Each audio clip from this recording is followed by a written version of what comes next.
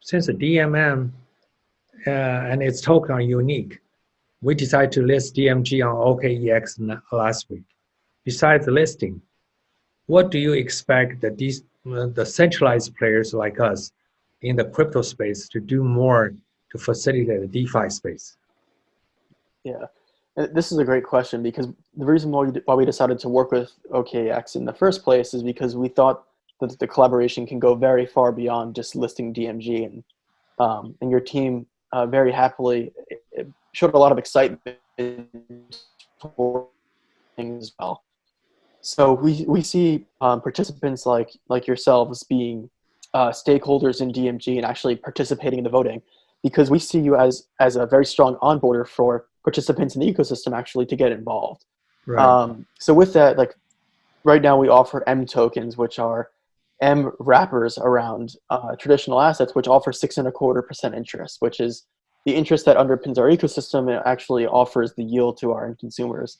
So if you come to our ecosystem with USDC, DAI, or ETH as of right now, but potentially more assets in the future, like the stable coin that's offered by your exchange, which could get onboarded, and we've talked to them actually about, we actually will spit out an M wrapper for it. So M USDC, M DAI, M REITH, or potentially M OKB, or M USDK, which could be, which are essentially tokens that offer the 6.25% interest on the original deposit plus the principal then.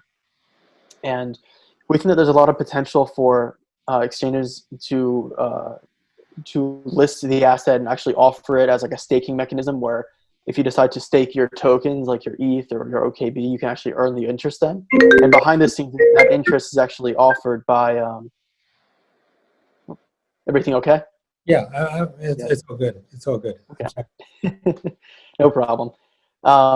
Yeah, so that interest then would be offered through the exchange actually, but behind the scenes they'd be working with the DMM protocol to actually offer the interest then. And what's really nice about the protocol is that it's offered in token format, so it mixes in very nicely with the treasury management of your exchange, because you can actually move the tokens around from hot wallets to cold wallets, etc. And there's no necessary changes then, because at the end of the day, it's just an ERC20 token. So there's that. We also think that there's potential for individuals to hold their DMG on OKEx and still be able to vote on different proposals that are occurring as well. So we think that there's a lot of potential for collaboration. And the third thing, which is a bit more advanced, which we think will come further down the road, is we have this concept of a debt ceiling in our ecosystem, because whenever we offer interest, it needs to be backed by real world assets. Right. And our smart contract ecosystem, which is what DMG governs, necessitates that we keep our ecosystem over collateralized. And with that, we have this thing called a debt ceiling in place, which enforces that we never actually lend out more assets than we actually have backing the ecosystem then.